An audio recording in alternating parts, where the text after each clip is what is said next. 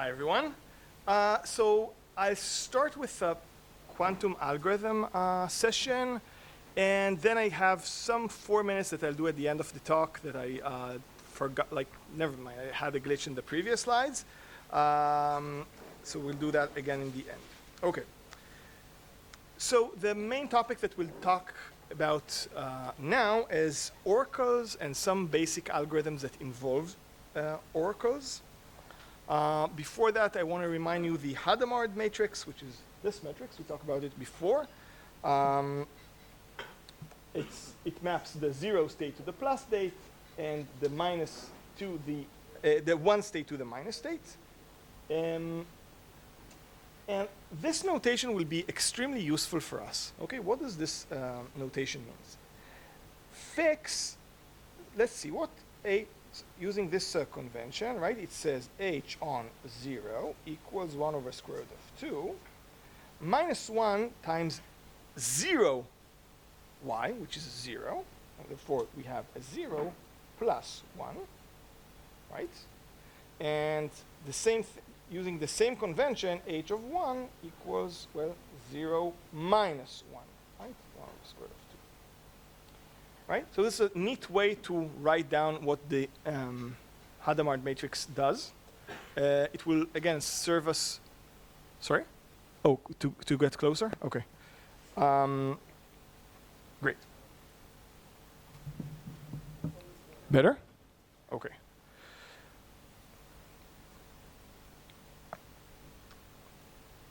Notice that this is a Hermitian and unitary matrix. Right? Nice. What happens when we have multiple Hadamard gates? Okay, so the first Hadamard applies on x1 is equal that by just the previous slide, etc. for all of them. This becomes sum over all y's, right?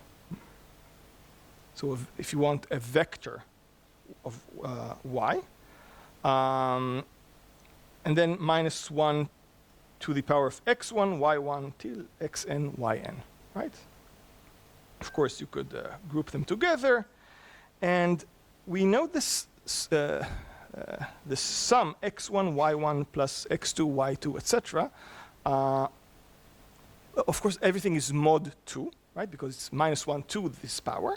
So we have this notation that x dot y equals this sum mod 2, okay? Note that this is, of course, not, if we think about as numbers, this is not the standard multiplication, so that's why I use a different notation for that.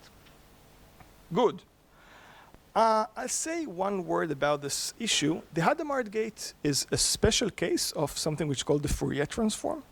I'll talk about it much more in detail later, but this is, in some sense, a motivation for why am I so, in some sense, obsessed about this matrix and tensor products of it.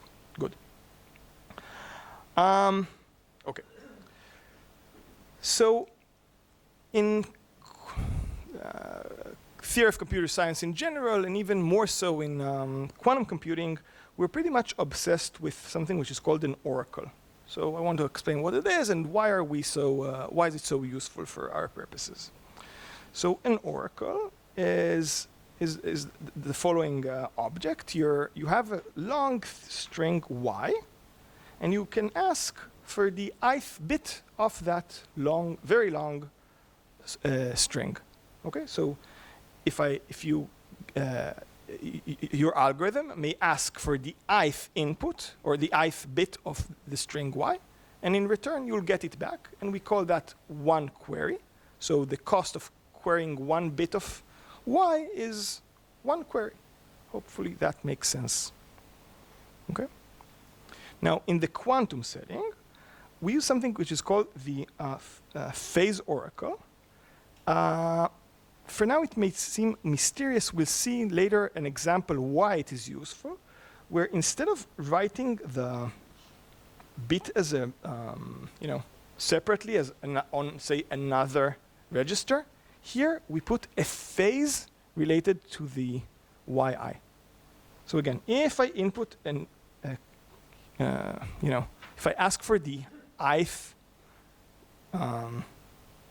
if the input for the oracle is I, then I get in return I, but with a phase determined by yi. So if yi was 0, I get the same thing back. If yi is 1, I simply get the same thing with a minus sign. Okay, and of course I can do that in superposition. Yeah.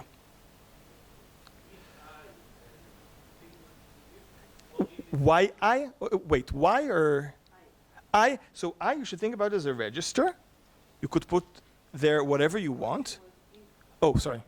You're right, you're right. The question is I a single qubit?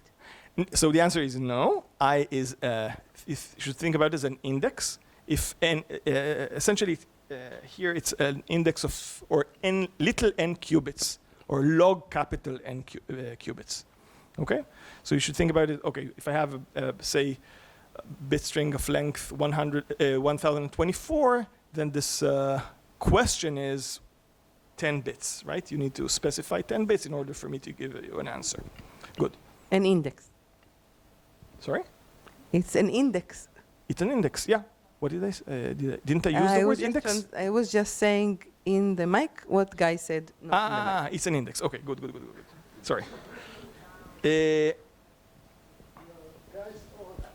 Indeed. So more details about how you could implement this oracle, etc., is in the problem set. Now, what do we care about? So in query complexity, you should think about this y as a long string, and you want to compute something about it, right? We'll see some examples later. A function, if you wish, on y. And what you could do is, well, you could do some unitary, then apply the oracle. Do another unitary, apply the oracle, etc., etc., etc., until you get your output state. And the goal is, of course, to compute f of y for some function f which will be specified, using as few queries as possible, right? So if you used t queries, it means, and you manage to answer correctly, it means that the query complexity for the function f is t. Good. In many cases, we assume that there's something called a promise. We don't need to answer for all possible y's. We have some guarantee about the y's. Okay, not all y's are, in some sense, valid, and it's called a promise. We have a promise about the y's. We'll see, again, some examples in a minute. Yeah? So how is this different from the circuit?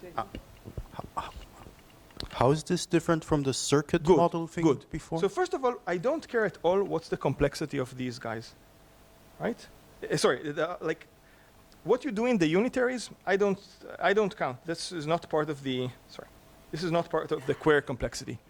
Each U here could be contain exponentially many gates. I only count the number of queries you made to the oracle. That's the only thing I care about. So the query complexity is this T, right? Or the number of queries you made to the oracle. So this is also why you chose big N to be 2 to the N? Like the size of Y? This is just would be useful. Notice that if the y is a bit of length n, then the inputs are little n qubits, right? So this the inputs for the oracle are n qubits, and we'll see about the query complexity later for concrete examples. Maybe a different way to say it is that y is the truth table of some function from n bits, so little n bits. This is, okay, so Dorit is saying something which is absolutely correct, but I think could confuse people, because we're interested in f of y, and Dorit is saying, look, y itself is a function, so we're interested in f of that function, so that's why I didn't want to say that. Okay. But it's definitely a legitimate way to look at things, and a very common one and useful one. Okay? So bear that in mind.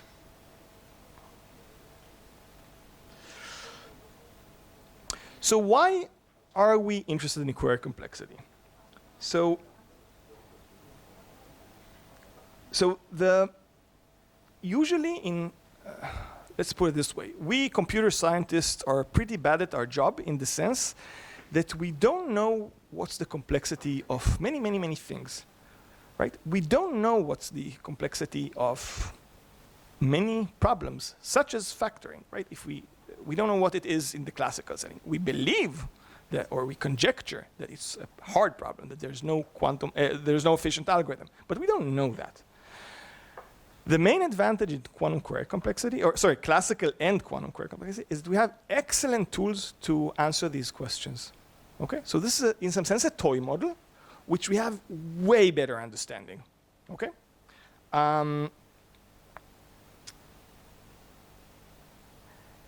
one of the main advantages, specifically for us, is that we can analyze the classical query complexity of some problem and the quantum query complexity of that problem, and then get something which is called a separation.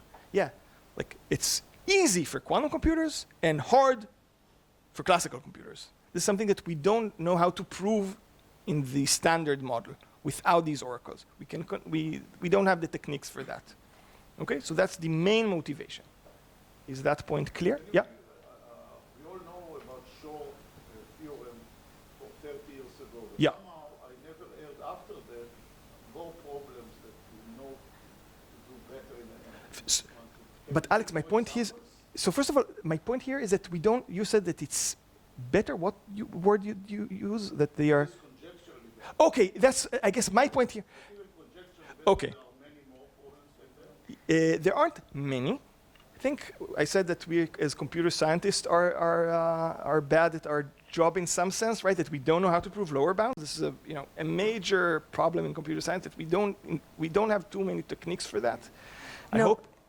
Yeah, he's asking not about lower bounds, but about algorithms. Sure. So I just wanted to clarify about that. But then about the same thing holds for quantum algorithms.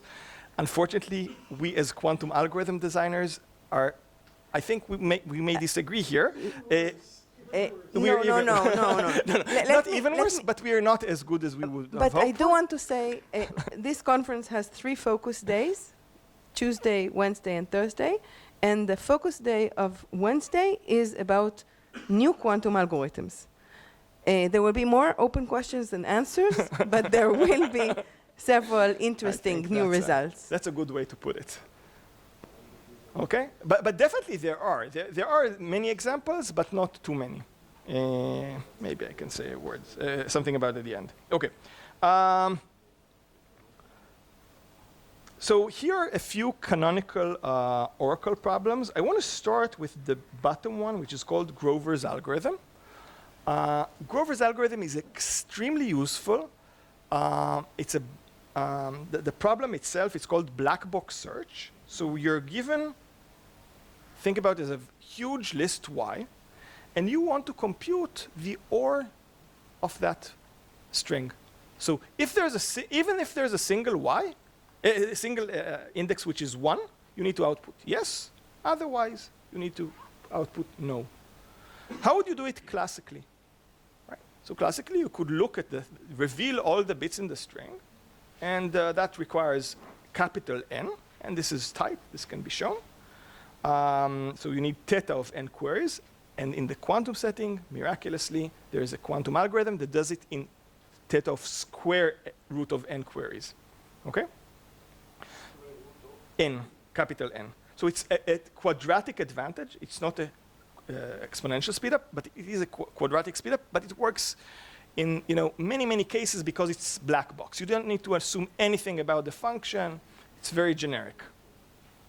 So there's no promise, right? It works for any string y, and actually you could even find the bit, the index I, such that that yi equals 1. Good. We won't explain the algorithm or anything beyond that, unfortunately.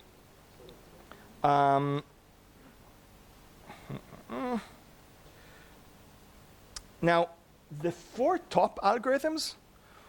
The top 4 problems would actually use one algorithm, which I'll show next. I'll focus on this example called Bernstein-Vazirani in a minute. But the same algorithms, the same algorithm in very small variation of it work for all of these. And actually more, and I'll explain the more general framework even later, okay? So let's state what's the Bernstein-Vazirani problem. So we have a hidden string j of length little n, right? You're guaranteed that there exists such a j, such that yi, right, the ith index, equals I dot j. Okay? So that's, in some sense, guaranteed about y. Your goal is to compute j with as few queries as possible. Okay, let's see an example. So here, j equals 1, 0, 1. Okay? So now for every I wrote down what yi is. Right? So for example, y is this true, y is 1, 1, 1. The output is 0 because 1, 1, 1 dot 1, 0, 1 equals 0 mod 2, right? So your goal is to just to figure out that j is equals 1, 0, 1, okay? Let's see what happens classically, right? What would you do? So in order to figure out the first bit, you could query it, or, sorry, so let's put it like, remove the, in order to recover the leftmost bit, you would query this, right? And you get a 1. To recover the middle bit, you would query 0, 1, 0 and get the output 0. And the same thing for the rightmost bit. You would query this and get. Oi. I'll try to use a laser pointer. Okay, sorry. Right? When I query this one, the output will be 1. Okay, that's, and again. So I can, every question I can essentially ask about the ith or the jth bit, right? Yeah, j is yeah, captured, sorry. So the lth bit, right? And each query will recover one of the bits. So after n queries, I'll recover, little n queries, I'll recover j. In the quantum setting, we can do it using a single query, as we'll see in a second, okay? And that's the point. We'll be able to recover, we'll have a quantum algorithm that recovers j using one query, even though classically we can do it in n, and n is needed. So this is a separation between n and 1. Good. So this is our magical circuit that solves the Bernstein-Vazirani problem and the 3 other problems I mentioned. So let's see what happens. After the first step, you remember that we said that the Hadamard tensor n, Hadamard tensor n on, say, j equals sum over I minus 1 I times j I, right? So here, it's simply that j equals 0. So it's simply all of them are 1, right? And therefore, all amplitudes have a positive sign. Good. In the next one, we apply OY. Remember, the oracle puts a phase with minus 1 to the power of yi. So if yi is 0, we have no phase. If yi is 1, we have a phase. Great. Remember how yi was defined. It was simply I dot j, and therefore I can replace it with I dot j. And now that's the main point. Notice that this superposition is exactly Hadamard tensor n on j. Right? This was our definition. I wrote it, I'll do that from you remember this equation? So we reached that point. We're simply Hadamard tensor n on J. So now, when we apply Hadamard again, I'll remind you that Hadamard is its own self-inverse. So these Hadamards will cancel the Hadamards from the previous step, and therefore we'll get J. Now we'll measure and get the outcome J as we wanted, using a single query. Right, is that clear? Yay. Yes. Okay. Sure, of course. Oh, wait, Dorit.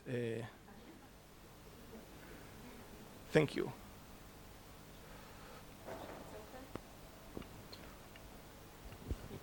In the drawing, it looks like you're using the oracle n times.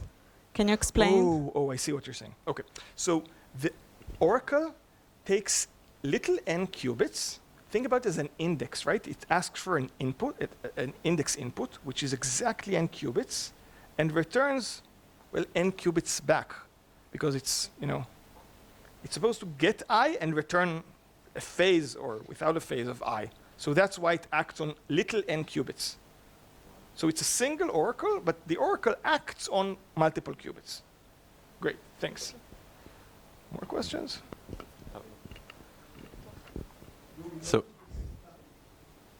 that you cannot do it with less than one?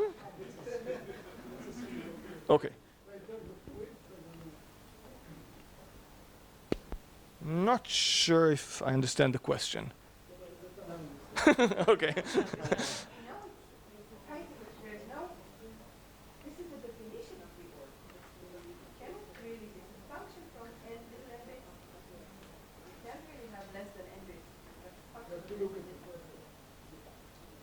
Yeah? Yeah, go ahead. the oracle OY was defined actually using the J we're trying to find, right? Yeah, to OY understand. was the oracle that on input I in some sense, or on state I equals -1 I dot J I. That's exactly how the oracle was defined. So there exists a J such that this holds. And is there any intuition for that?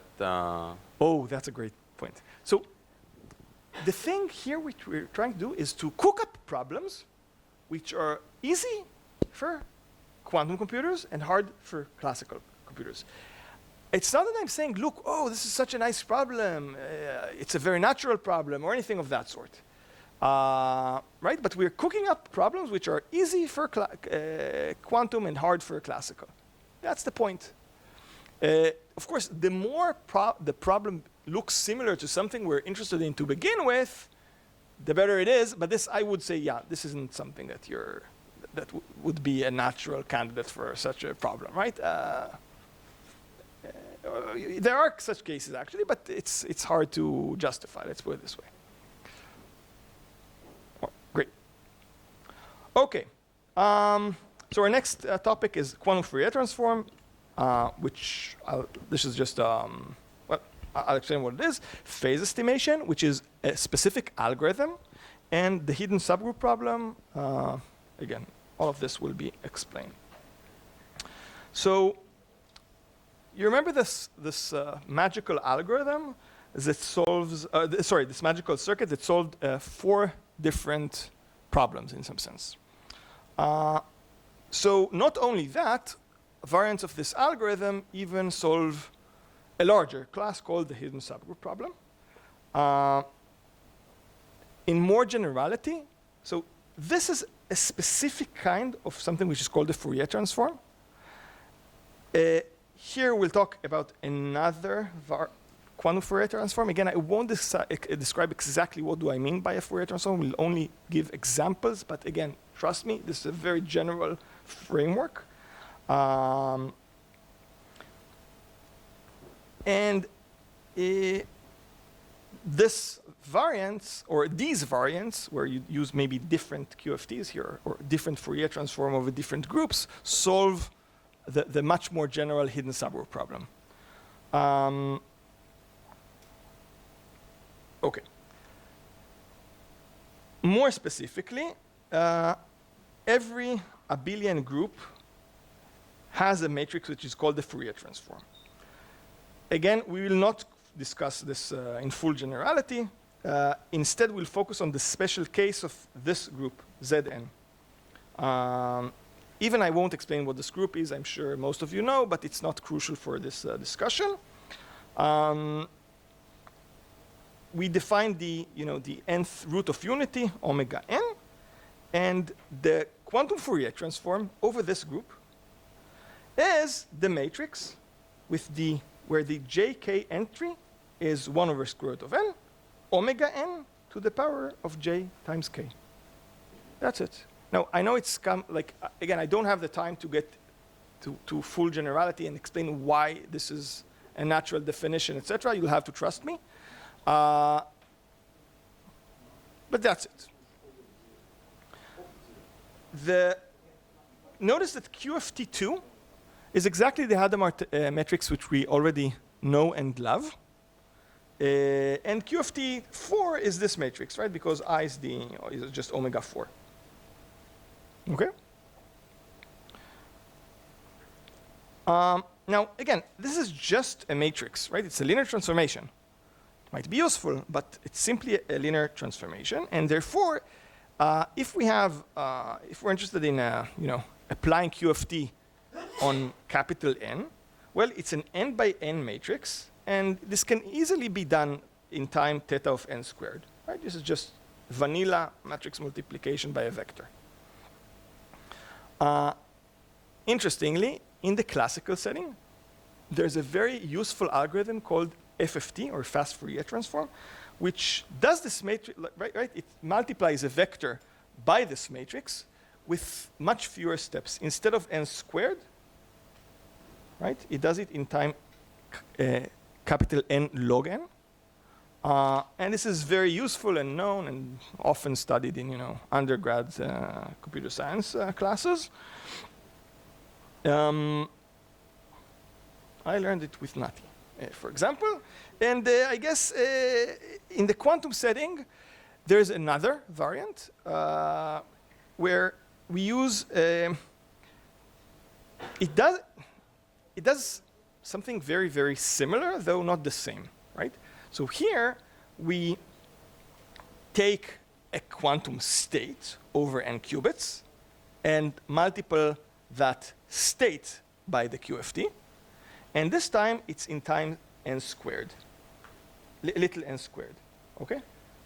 So notice that this is like apples to oranges comparison, right? The inputs are very different. The inputs for the classical FFT is that I describe a vector of size capital N as the input for the algorithm, right? And then, well, the output is also a vector of size n. For QFT, the input itself is a quantum state, and the output itself is a quantum state. So you can't really compare the two. But the size of the matrix is the same, and indeed, in both cases, you multiply by that matrix. It's just that the objects are very different. Which one is the Okay. And just remind us, so in the quantum case, the theta is the depth or the number of gates? Sorry. Theta means, sorry, I forgot. No. You may have said that, and my bad. Okay, sorry. I forgot to mention it. Completely my bad. So in computer science terminology, I won't explain the formal definition, but it means both an upper bound and the lower bound on the number of operations that you need. Sorry? Exact or open? Yeah, okay, that's a good. It behaves like. Yes, behaves like. Okay, it has nothing to do with angles or anything of that sort. Yeah, sure, but in the quantum case, is it the depth or is it the number of gates? So, so the question wasn't about theta. So when you write, it goes like n squared in Yes, the it goes like n squared, little n it's, squared. It's the number of gates. Okay. I'm not sure if I understood. Okay, but I think everyone is happy. I didn't understand. No. When you say circuit complexity, you mean the number of gates, right? Yes. And not depth. I see. There are improvements. Here I meant gate complexity. not depth complexity. There are results about that, and there are actually, this isn't tight in some sense. Like there are even improvements if you want approximate QFT, etc. I won't get into that.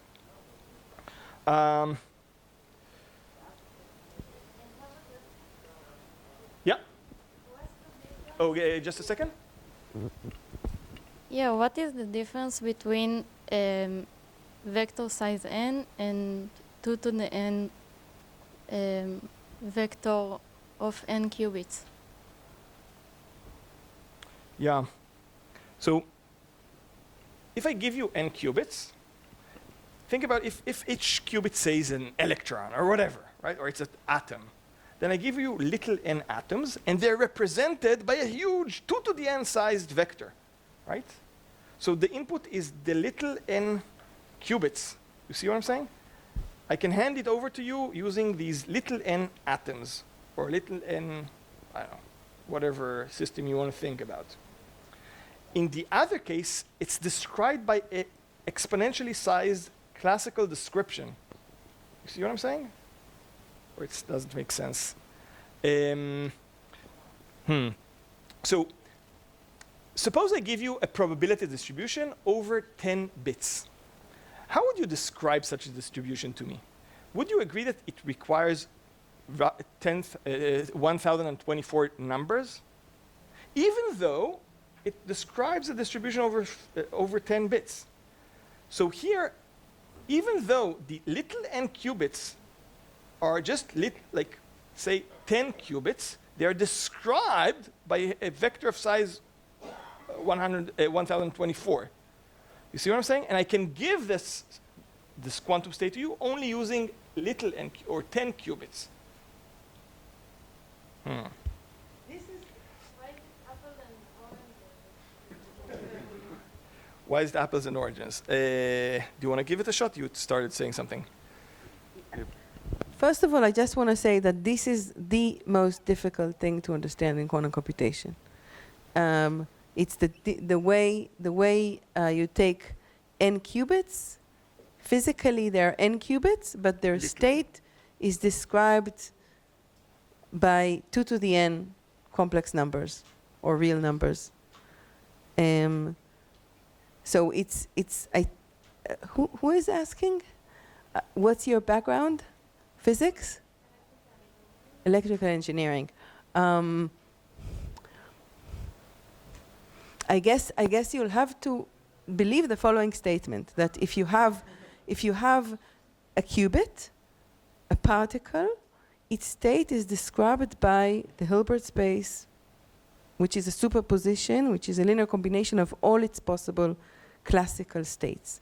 If you have n qubits, all its possible classical states are 0, 0, 0, 0, 0, 0, 0, 1, 0, 0, 0, 1, 0. So you have 2 to the n possible classical states. Its state is described by a linear combination of these 2 to the n. So the Hilbert space is exponential in the dimension.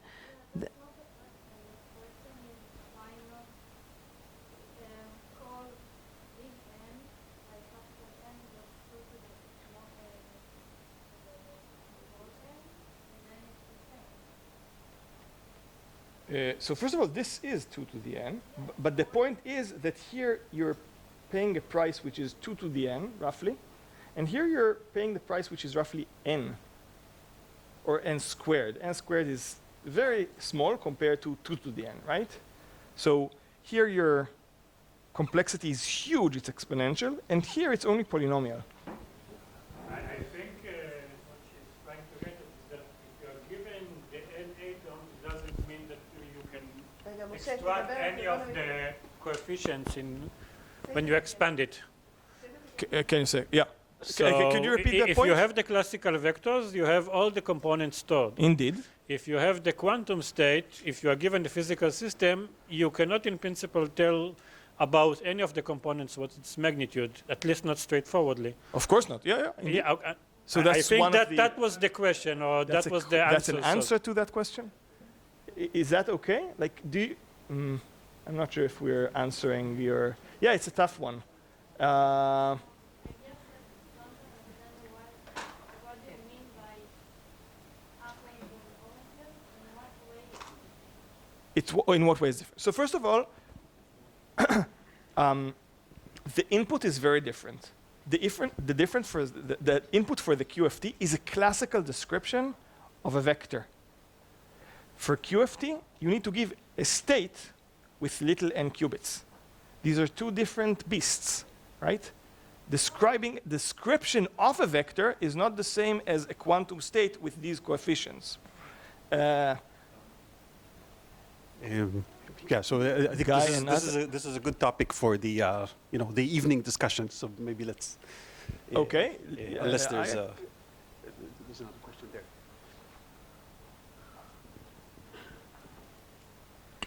I wanted to ask, when you're saying here you talk about the complexity, is it still the query complexity or now it's No, different? gate complexity. Ah, now it's classical gate in a minute we'll get complexity? to back to query complexity. Yeah, this is just a vanilla implementation of this matrix multiplication, if you wish.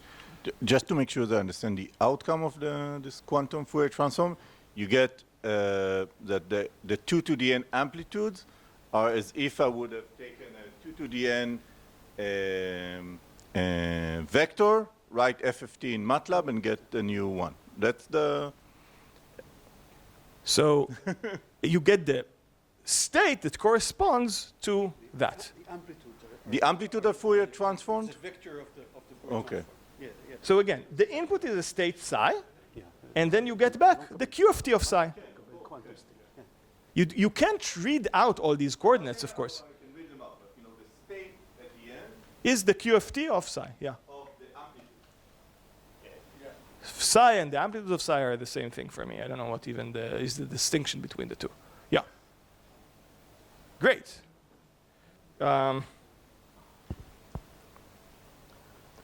Okay, what is quantum Fourier transform good for? This is a hard one to answer.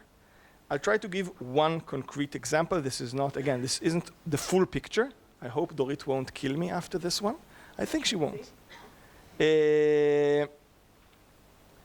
So I would argue that one of the things that Fourier transform is good for is for revealing periodicity. And here's a concrete example that is fairly simple to analyze and, again, very, very useful. So you're given something which is called a Dirac comb or a coset state. I'll just switch to the... So this is a Dirac comb, okay? So it's a vector which looks like, looks like a did I do it correctly? I don't know. Yeah, like this, I guess, right? Every third finger is up, and that's it, right? And you could do it with any kind of length, etc. Okay? So it's just few things up, and then most of the things are down. Okay? So this is called the Dirac comb or a coset state. And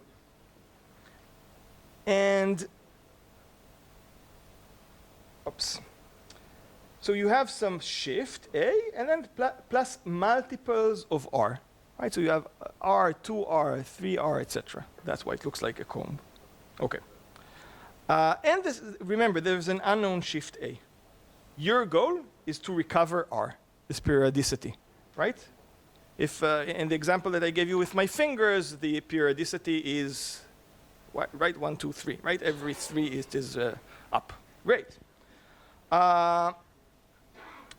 Now, if you simply measure in the computational basis, you get garbage, right? Because A is a random shift. And every time you'll do that, you'll get just something which is uniformly random. So this isn't a good strategy. But if you measure in the Fourier basis a few times, you can recover R. And that's exactly what we'll see here. So again, these are the 4 possible combs for R equals 4. Again, if you measure, pick one of these at random and then measure it, you'll get simply a random answer. Not useful at all.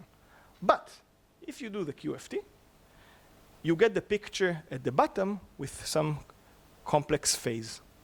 So you'll always have this, the probability is always the same for all 4 states. So if you apply QFT, you get the picture at the bottom. Yeah. And so if you do a quantum Fourier transform and measure, the probability is exactly a quarter for each of these results, right? So now if you get, suppose you get 16, 24, and 8, or so, you take the GCD of all of them, you will get this period 8, which is n over r, and you can recover r from that. So by simple manipulations, and you'll have to trust me on that, again, that's one of the exercises, you can recover r by doing the QFT. And I'll give mathematical insights in a second for why this works. This isn't black magic. Yeah? Maybe I missed it, but what do you mean? Maybe I missed it, but what do you mean a Fourier transform on a vector? Like, I know Fourier transform on a function or a sine function, but what does it mean to apply it on a vector? Where did I define the matrix? It's just a matrix. It's this matrix. Multiply this vector by this matrix. You're absolutely right that this is like there are QFTs on many groups. Some of them are infinite, etc. You're absolutely right. You could think about it also as like you. A vector and a function are the same thing. A vector is just all the values of a function on all the possible arguments. The domain of the indices. Yes. Okay, thank you. I guess it's also related to what Dorit was saying, that sometimes we think about it as a function, this entire thing. So yeah, indeed it's quite confusing. Okay, what's going on here? Why is it working?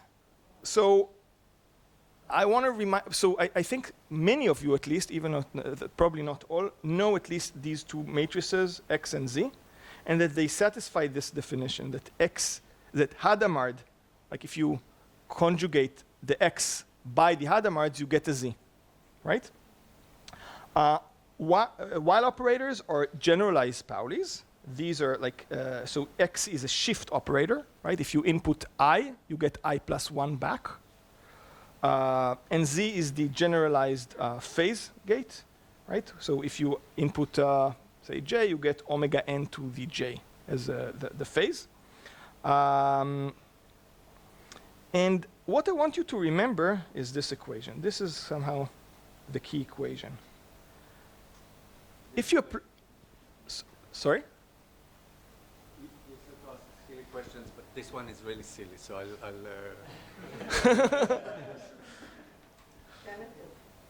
No, I was going to ask if it's related to quantum field theory because it has Q and F and T.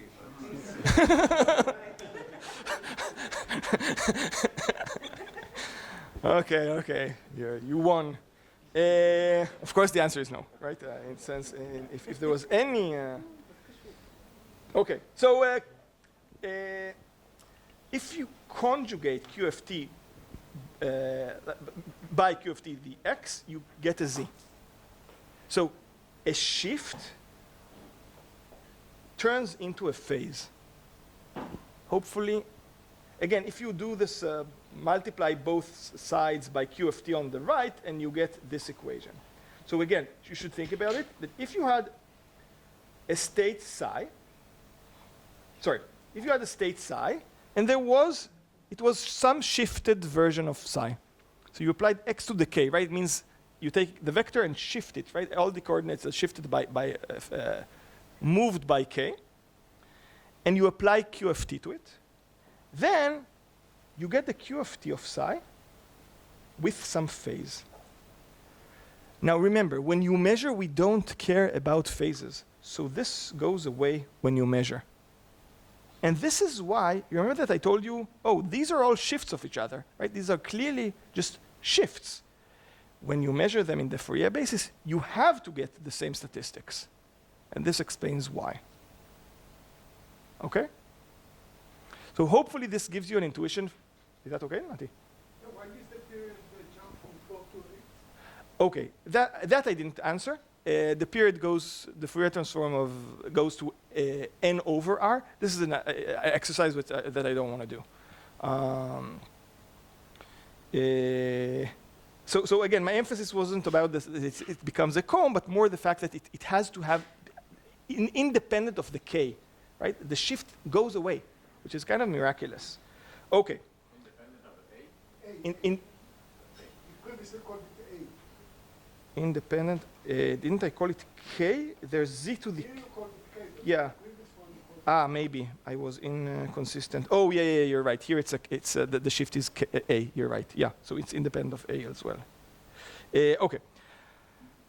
Okay. So now we're ready for phase estimation. Phase estimation. The goal is you're given a controlled access to a unitary U, and an eigenstate psi, such that well, of course, it's an eigenstate. Unitaries have like phases as their eigenvalues. So this is the eigenvalue for some phi, which is between 0 and 1. I'll do the analysis when phi is exactly T over n. Even if it's not T over n, it works but requires a little bit of analysis, which I won't do. And of course, if we, so again, you're given psi, and your goal in some sense is to write the phase, right? To compute the phase. And if you do it in superposition, right, every state is a superposition over the eigenstates, then you'll get the phases in superposition, right? And this is what we'll do. The algorithm will do exactly that. Does that make sense? What do you mean by I made a big jump? Okay. So, yeah, what is controlled access? That's because they know the river has the word. wait, what's the question? Controlled access. So you don't only need access to be able to do U, you need to do it controlled U, meaning if the control bit is 0, you don't do anything. If the control bit is 1, you apply U. Right? That's it. Okay. So here is the phase estimation algorithm. It looks very similar to what we did before, right? Again, just the Q of T, and notice that we have another register here, okay? Let's see what happens. So after the Q of T, because it's all 0, we simply have a uniform superposition over all the Ks. In the next step, remember that I told you that you have the ability to do controlled versions of U. So if the wire here was K, then you apply U to the K, right? So by now, the output, the entire state is this one.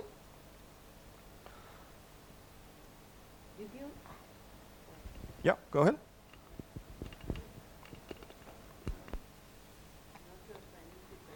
There was sort of a jump that I don't know if you said that K here are strings of Yeah. bits, K and are strings. K on the right, U to the K are, this is where you read K as a number whose Yeah. binary representation is this string.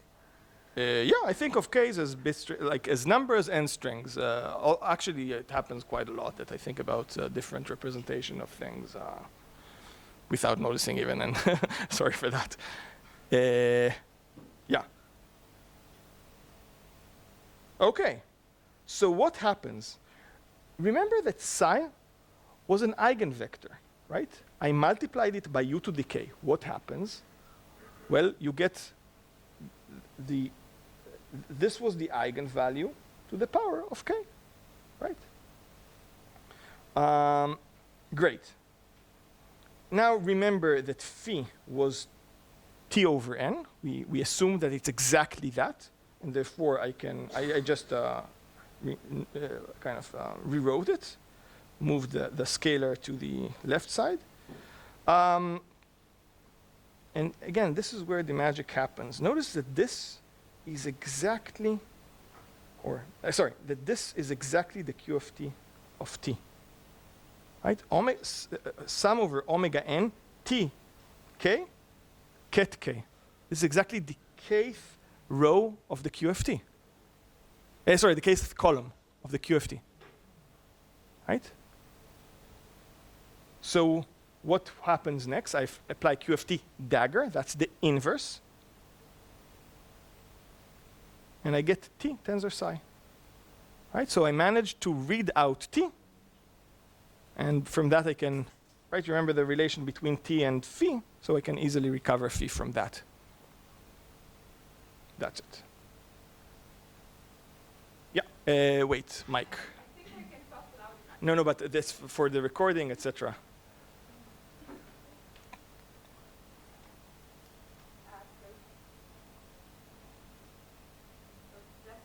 I understand.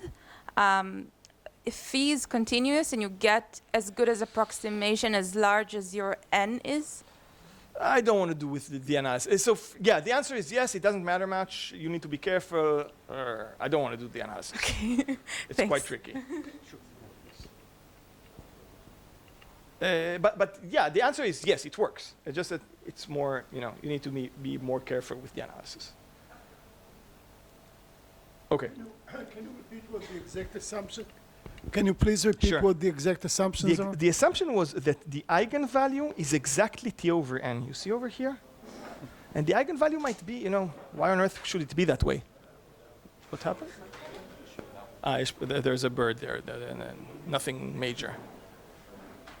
Okay. Okay, I think I'll let it, there's no way to do it. I cannot compete with a pigeon.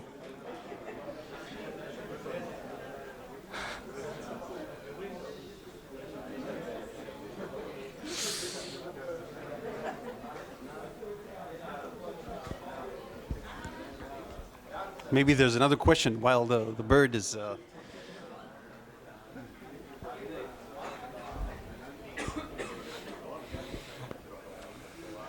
I have a general question.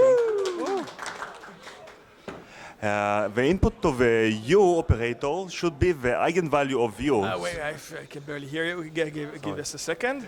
The input to U operator should be the eigenvector of U. Am I right? Yeah, so the input is psi. The question is about the problems where we do not know the eigenvector. Should we multiply when we want to estimate the phase to different quantizations? Do we multiply the input to the UK or for different case? That's the question. Okay, so first of all, do we agree that for eigenvalues it works this way? Yes. Eigenvectors, sorry? Yes. So any state is a linear combination of this, and it works linearly. So if you have a combination of the eigenstates, you'll get a combination of the. So again, if your input is ai psi I, in some sense, you'll get sum over I ai psi I, phi I, right?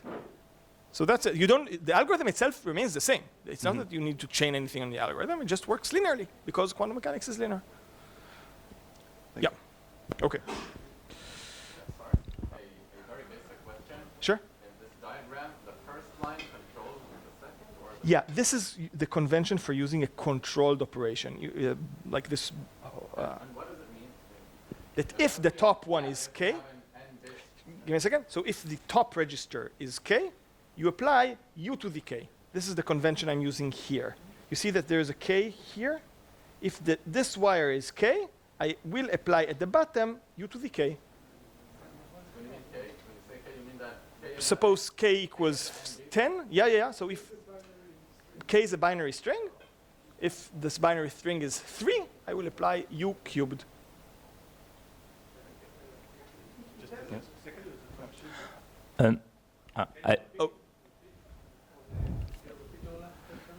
Yeah, that if k represents, say, 3, then I'll apply u cubed, like u to the 3. Yes. Yeah, go ahead. I think it would be helpful, like for the physicist, to think of phase estimation, kind of like the algorithm that allows you to measure observables. So, like you can think of U as e to some Hermitian matrix. I don't want to get into that. You're absolutely correct, of course. But I guess that's in another talk, right? We will hear about, like, say, Hamiltonian simulation, blah, blah, blah. There are other talks about that. I prefer not to answer.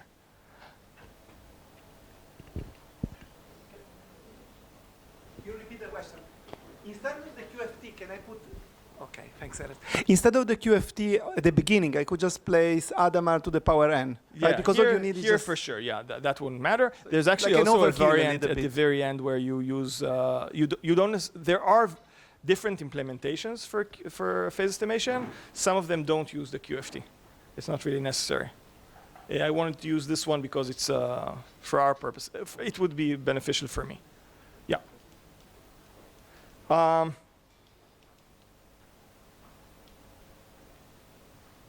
Okay. Okay, now what about the gate complexity here, right? So suppose implementing, so notice that we need to implement this controlled UK. These are powers of U. If you have a unitary, what's the cost of, say, implementing U to the 4? How would you implement it? But what do you mean? So Nati is saying square it twice. This is really useful for if you think about it as numbers. Here, you need to do the gates or the circuit. What would be the circuit that does it, right? So this is very tricky, and the answer is in general, there's no general way to do it. You need to just write U 4 times, one after the other, right? So most of the costs comes from this, okay? From implementing this controlled UK. Because if you think of k as a large number, say if you have 10 bits even, if k is 1,000, you need to implement U 1,000 times. This is very, very costly. So this is the main cost or the gate complexity of this algorithm, not the QFT actually, okay? Now, Shor's algorithm is actually this algorithm, but realizing that actually here we have a way, way, way more efficient way to implement this controlled UK. This is pretty much it. You need to realize that there is, in the specific case that Shor was interested in, we have this U. There's a more clever way to do controlled UK. You could do it way faster, and therefore the algorithm is very, very efficient. And that's what we'll see next. How much time do I have? You have 30 minutes. 30 minutes? Yeah. Woo-woo! I'm on time. Yay! Let's go for 20 then. The title of the previous section, you mentioned the hidden subgroup, but eventually you didn't say what is it? You caught me. Okay, so I'll answer. Yeah, so all these, so Alex is saying that I mentioned the hidden subgroup problem, but then I didn't say much about it. So the hidden subgroup problem is something that will be on the hard problem set. It's it's fully specified over there. There are many other examples. And I do have one slide about it at the very end about open problems related to the hidden subgroup problem. It's too much to explain what is the problem, the general problem, etc. Now, I'll be happy to do it offline.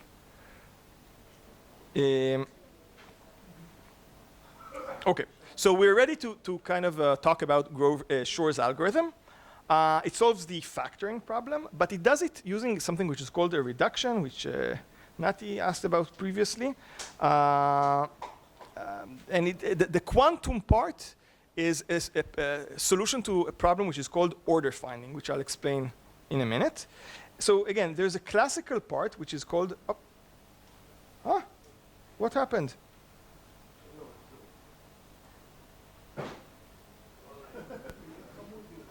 What happened? I don't know. Okay, sorry for that. Okay. So I won't explain exactly what it means, but this smaller or equal to means easier. So factoring is easier than order finding under randomized reductions for the experts. So if you can solve order finding, you can also solve factoring. That's the way you should think about it. So I'll explain how, and then there's a classical reduction, which explains, well, how could you exactly do that, right? How could you use order finding to solve factoring? I won't cover that in this talk. This is completely classical, simple, well, very simple number theory, okay? And the details are in the textbook by Nielsen and Chuang if you're interested. So what's the order finding problem? So the statement is the following.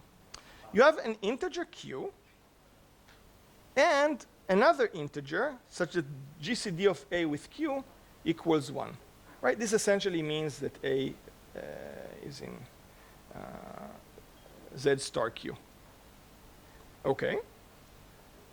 Your goal is to find the order of A modulo q.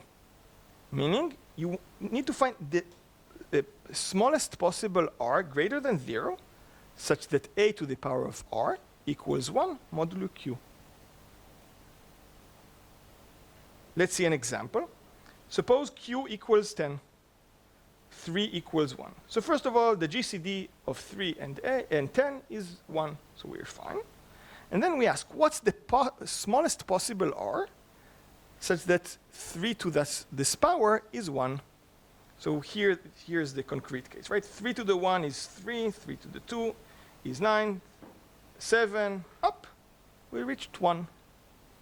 And therefore, we say r equals 1 in this r equals 4, sorry. Okay? Now, and that's, I guess, the simple but crucial fact that computing A to the k mod q, what's the cost of it, right? Suppose I give you a number A and I ask you to compute A to the k mod q. What would you do? So the point here that there's an algorithm called repeated squaring, which allows you to do this very, very efficiently. Okay? You don't need to do it A times A times A times A times A, right? Suppose you want to compute A to the 4, you'll compute A squared mod q, and then square it again, and you're done. And similarly for very large numbers. So if you want to do it, say A to the 1024, you need only 10 multiplications, not 1,000. This is the crucial ingredient that was missing, and the key reason why Shor's algorithm works, which is completely classical, but that's one of the at least main ingredients. Yeah, go ahead. Polylog q, right? Mod q, yeah. Polylog q. Yes. Sorry for that. Polylog q. You're right. Sorry. Okay. Actually, yeah. I guess polylog. I guess k plus q.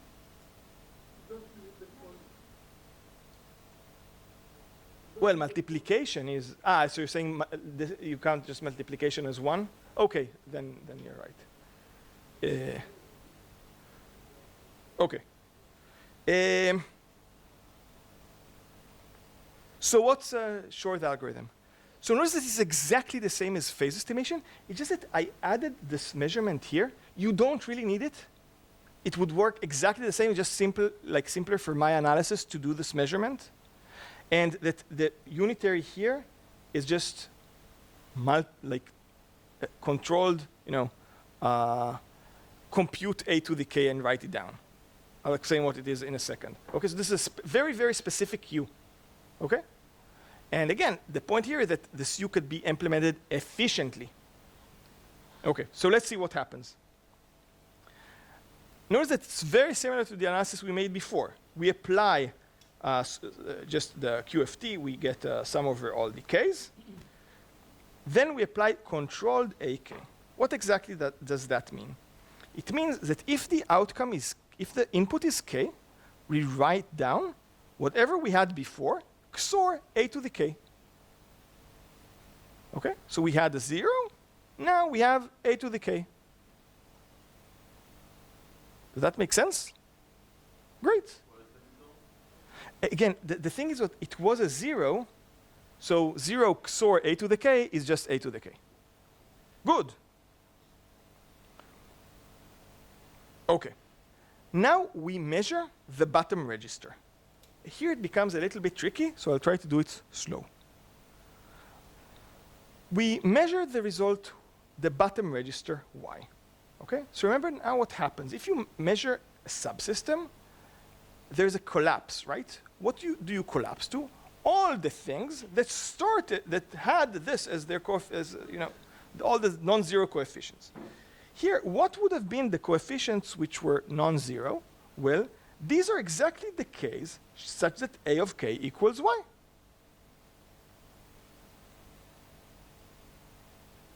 Right? Here we had k, a to the k. We measured here y, so we're left with a superposition only over the k such that a of k equals y. Right? Okay, and from now on, we'll leave y and never touch it, so I'll kind of ignore the y. Okay. So now we kind of need to understand what is this set. That's our goal for now. To understand what is the set of k, such that a of k equals y mod q. Okay?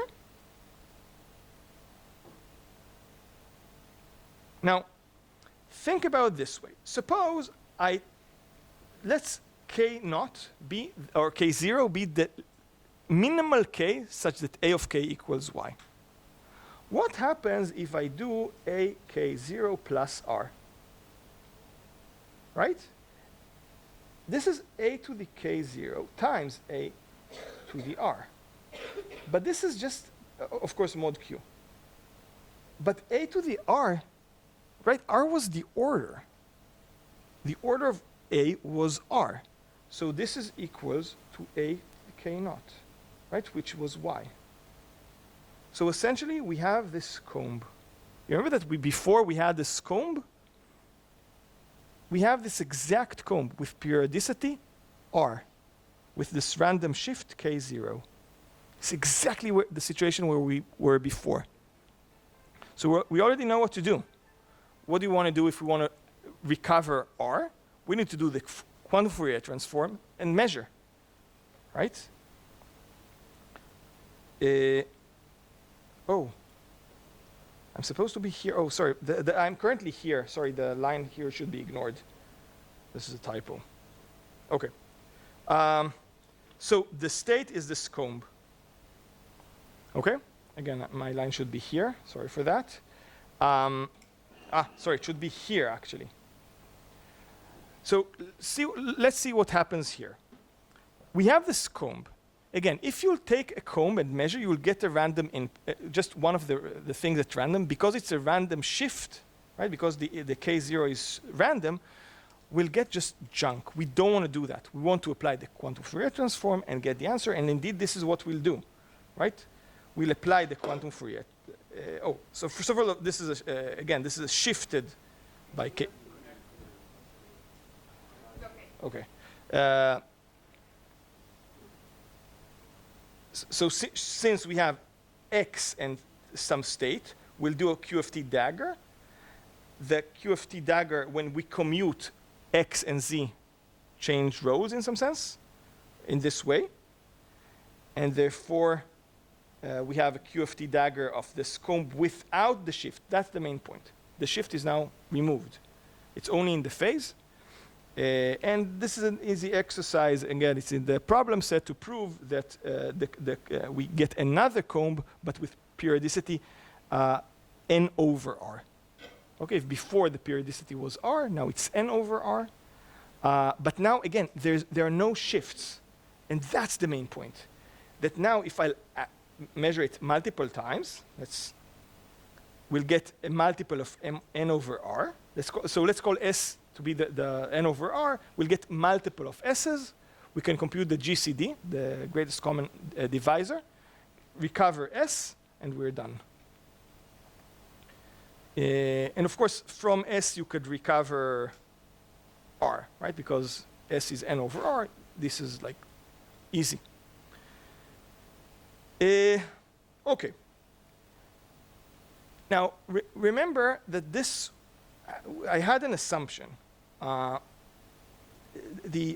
guess, did I even say that? Did I say that n divides r? Oh, I forgot to say that. Sorry for that. Wait.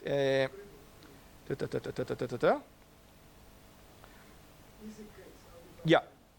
So far we worked when R divides N.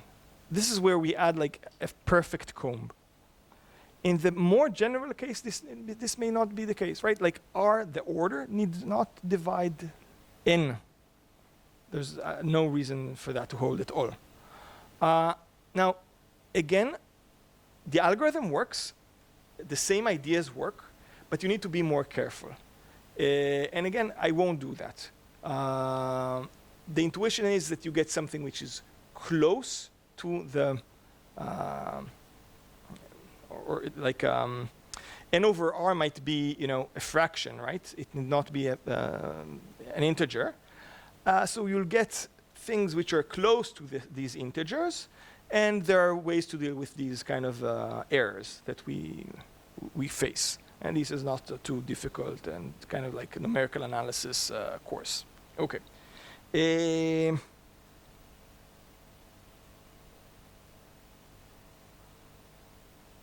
Okay. Any questions about the Shor's algorithm? Yeah, just a second.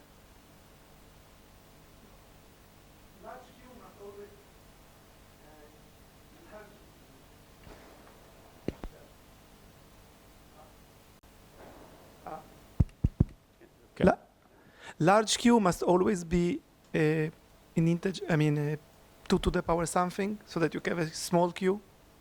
Okay, simple question, sorry. Where do you put large Q? Large Q is part of the definition, but where is large Q in this? Here, I see A, where is large Q? You need to be here, like large Q comes here. It doesn't come here, only at the bottom. So it always we have a register of log Q. It must be, large Q must be 2 to the power small q. What if large Q is 10? Equals 2 to the Q, yeah. And if Q is 10? If capital Q is 10, so it's very, very small. No, I'm so just saying it's not a 2 to the power. Oh, I see what you're saying. Yeah, that's not a problem. You just compute. Yeah, you just need to be able to represent a number between 0 and 2 to the Q. That's it. Oh, I see your point. Yeah, it doesn't need to be. Where does large capital Q come in? You remember what we were doing here? You're computing K0 is mapped to K A to the Q, or A to the K, mod Q. Mod Q, okay, thank you. So it's A to the K mod Q, thanks. Yeah. Any more questions? Great. Okay, so Alex, now I'm coming to your point. Okay, so we've seen several kind of important algorithms. The Bernstein-Vazirani, which separated between like classical and quantum query complexity, in the sense that we had classical query complexity n and quantum query complexity being 1. So that already shows something non-trivial happening. Then we saw the phase estimation, which is very useful actually for lots and lots of applications. Some of them, I guess, we'll see in next talk. I don't know, when is your talk? Tomorrow? Okay, great. And then we saw a glimpse of Shor's algorithm, or the main ingredients in Shor's algorithm, that can help us at least factor integers efficiently via reduction to order finding. And both of these problems are, and actually the other problems that I mentioned as well in that table, are all a special case of a problem which is called the hidden subgroup problem. And there is an efficient algorithm for all hidden subgroup problems for 1 billion groups. I won't specify exactly what the problem is. I can do this offline. And I guess it's in the problem set. And some of the open questions are about the non-abelian hidden subgroup problem. And this includes graph isomorphism, which is relevant for symmetric groups, the shortest vector problem, which is related to the dihedral group, and code equivalence problem. There are some people here that are interested in codes, right? So this is maybe also interesting. And this problem is related to breaking the Mechalise crypto system. And all of these are instances of the non-abelian hidden subgroup problem. If you know what, how much time do I have? Okay, I think I should switch to. I don't know, Alex. Were you interested in just what on earth am I talking about? Just what is this problem? Okay, I have 5 minutes, right? I can do this. You can say it in 1 minute. The hidden subgroup problem. Yeah. No, I mean, let me. Can I try? I will try to say it in 1 minute. In Shor's algorithm, there are 2 registers, and you compute, if you can put Shor's algorithm there. Okay. In Shor's algorithm, there is a place where you calculate k to a to the k. A to the k is the function, and that function is constant on some hidden subgroup of the group. So and it's group?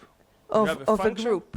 Yeah, a to the k will be constant on those j plus r, j plus 2r, etc. So it's a shift of the group, of a subgroup. And what you want is to find this subgroup, the generator of this subgroup. The general case of the hidden subgroup problem is exactly the same, but for a general hidden subgroup on some subgroup, on cosets of the group, and different for different cosets. And right, and you want to find the generators of this subgroup. Yes, fine. Go. So all questions, specific questions that you mentioned, of course. You mentioned 2 famous and interesting questions which are related, the graph isomorphism and the short vector problem. On both there is wonderful work done on graph isomorphism and on LLL for short.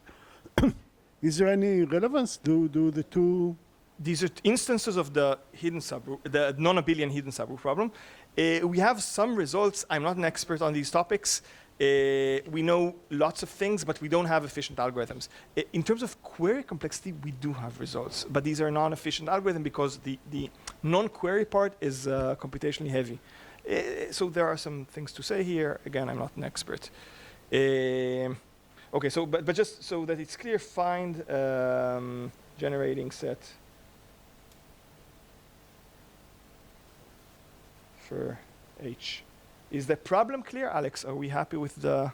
Just that the function on G of H is 1-to-1, like they really separate. Yes. Every coset gets a value, and these values must be different. Unique. Okay. Okay. Good. I have 5 more minutes. Right. Okay. Okay. I want to do one more thing. So again, I was 4 minutes early the previous talk because I forgot 2 slides. So I'm gonna do that. I don't know what happened to these slides, so I'll do this on a piece of with my pen. So the topic we're discussing is clean computation. So the question is, first of all, can we do everything we can do classically on a quantum computer? If you wish, is P contained in BQP? Okay? So this is already non-trivial in the following sense. If you have a gate, it need not be unitary, right? It may not be invertible. So how can we deal with that? So for that, there's a special gate called Toffoli gate, which acts as follows.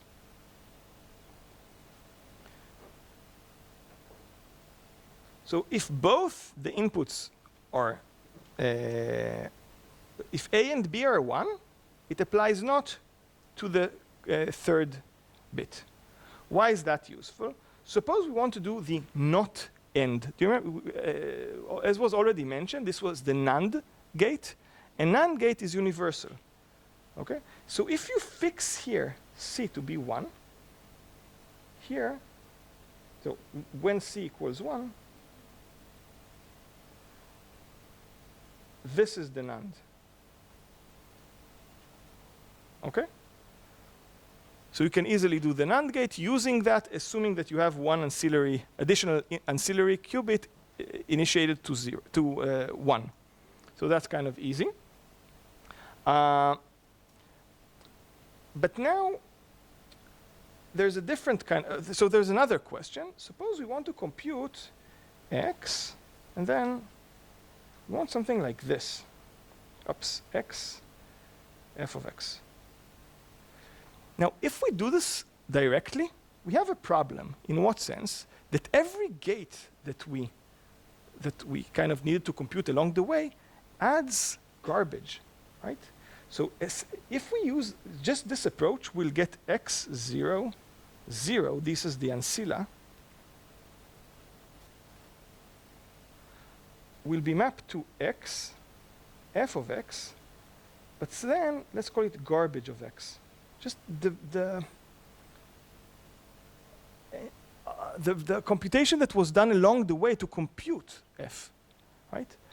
And why is that a problem? Because in many cases, our goal is in some sense to create this interference pattern, right? And if there are different garbages on different paths in some sense, they would not interfere, right?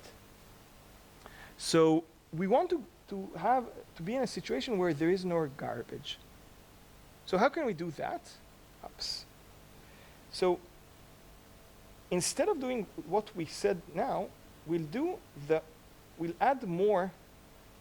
So this was x, 0, 0, and then another 0. We'll first compute, let's call that UF. Now we'll have x, f of x, garbage of x. Now we'll do a C-naught. C-naught means copying the result. Oops, sorry, not from here. We'll copy the result from f of x to our final qubit. Remember that C-naught, if the top qubit was 1, then it would be, the bottom one would become 1, and vice versa, right? If it was 0, it wouldn't do nothing, so it would remain 0. This is just like copying in the standard basis, which is possible. Good. So we copied the result, and now we apply UF dagger. So you should think about is, we did a computation, copied the result, and then cleaned after ourselves, right? So now, this would turn back to x 0, 0, f of x. And we are exactly at where we wanted to be, right? So here x 0, 0, f of x, no garbage whatsoever. That's the first point. The last point that I want to make is sometimes we want to do this. It's like in-place computation. We don't want to keep x. Now, is that possible when, etc.? So first of all, this shouldn't be possible by a unitary if f of x isn't an invertible function, right? Because, well, they're just, it must remain, it must respect inner products, and we have two states that were originally orthogonal, and if it's mapped to the same output, well, now the inner product is 1. That cannot happen. That does not respect unitarity. So, of course, this can only be done if f is invertible. Now, it's efficient only when both f and f inverse are efficient. So the fact that f itself is efficient does not mean that it's easy to invert, right? Even if it's invertible. So you need both of these, and then it can actually be done. How it can be done? Let's show the circuit. Then I'll do UF. I'll start with x and 0. Now, I'll have, because I did the clean computation, so I have x f of x. I'll swap them. So I have f of x and x. And now I'll do UF inverse. This is a little tricky. Let's see what happens now. So again, we have f of x and we compute its inverse. What will we get?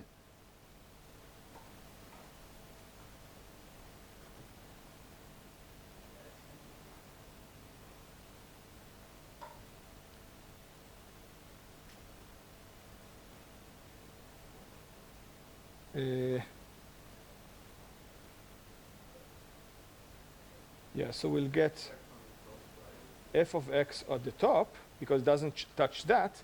And here we get x XOR f of f inverse of x, which is, of course, x, right? And therefore, it's 0, which is what we wanted, right? OK, so this is so only when f is invertible and both directions have an efficient computation or can be computed efficiently, then we can do this in-place computation. And this is extremely useful, this in-place computation, for various things in very different contexts. That's it. Thank you. Oh, and yeah, of course, it's kind of, I hid it. It actually is used in, say, Shor's algorithm. And I kind of hid it under the rug. OK.